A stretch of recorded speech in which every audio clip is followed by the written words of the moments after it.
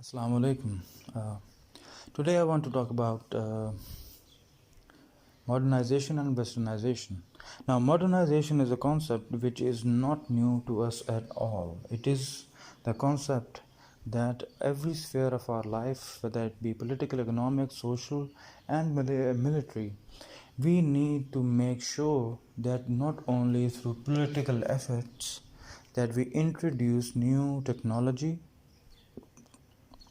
and new ideas to better be able to solve our political problems. In the economic sphere, the transfer of money, the the exchange of goods, all should be carried out in a way and under the guidance and under the record keeping of machines so that we can identify any wrongdoing if it occurs.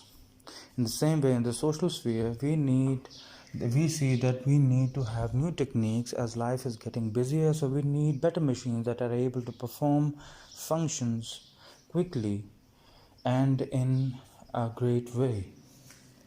In the military, we can see that the military techniques now that are being used are far more advanced than we have ever had, and just like the satellite surveillance of different countries,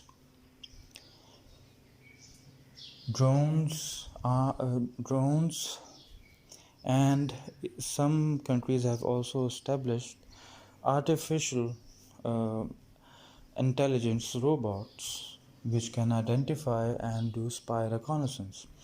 And the westernization concept is a very different concept from modernization, because modernization is the improving of our ways to incorporate technology and new ideas, better scientific method, and better analytical methods to be able to perform our functions better and in a quicker way.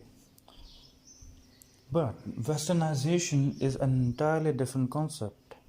This is a concept which means that the Western values, which are now being propagated through everywhere, through social media and through movies, and everywhere we see that the mass media, that Western political thought is the best political thought, the Western social structure is the best social structure.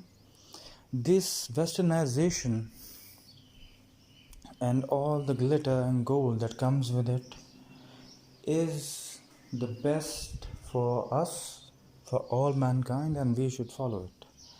Although I don't know whether they claim it to be, but how they enforce upon it others, it almost seems like they have an aim to spread it to everywhere and to make sure that everyone or most of the people try to follow this culture. Now, this culture is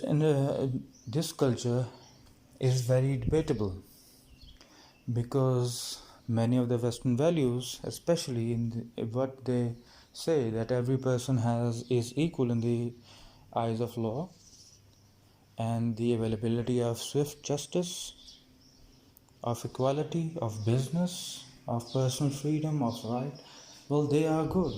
But now we see that these ideas are almost in one way or another have been incorporated into many societies. So what is left? What is left is the idea that we need to adopt the methods, and we need to adopt the social communication, we need to adopt the clothes, the culture that is being propagated through the movies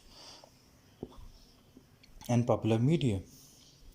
Now, this creates a problem, especially for cultures that have their own background and have a very deep-rooted culture and tradition, especially for the Muslim countries, as Westernization is taking place rapidly through the use of social media and the availability of online platforms for watching movies and TV serials, and also the world famous YouTube.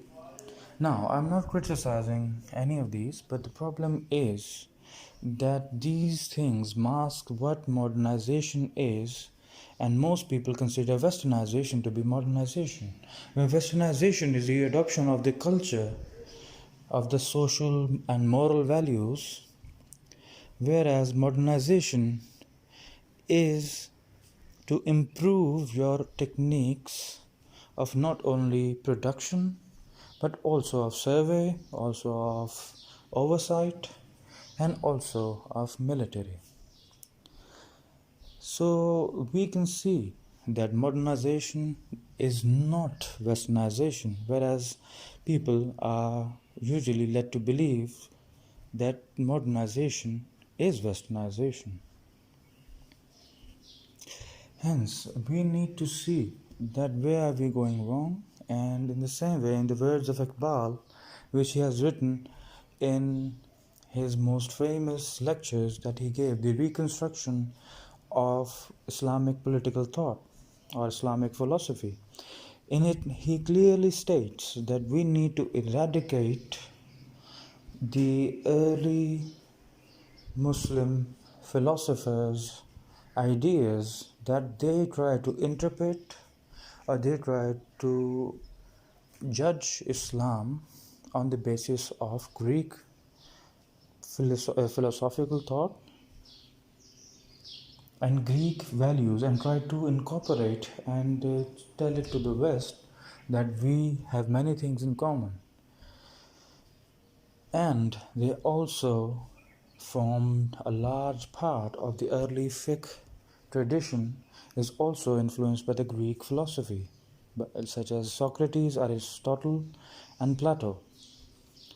But in that he states that these thinkings have also influenced the Westernization, that if something is good, then we should try to follow it. Whereas Islam in its entirety gives us a very different and a very unique way of living, which is not influenced by other cultures. It may adopt certain good ways, but not the entirety, or nor the way of thinking. Especially the way of thinking is very important in any culture, in any tradition, in any society. So Iqbal makes the point, a very poignant point, that here we should try to reconstruct Islamic philosophy without the additions of Greek or any type of other philosophies, whether it be Western, secular, or Eastern Orthodox, or any sort of philosophy. We need to reject it, and the people of Islam, the learned people of the scholars of Islam, should try to formulate on basic principles through ijma and ijtihad proper ways of the Islamic philosophy. I hope you found it interesting. Allah Hafiz.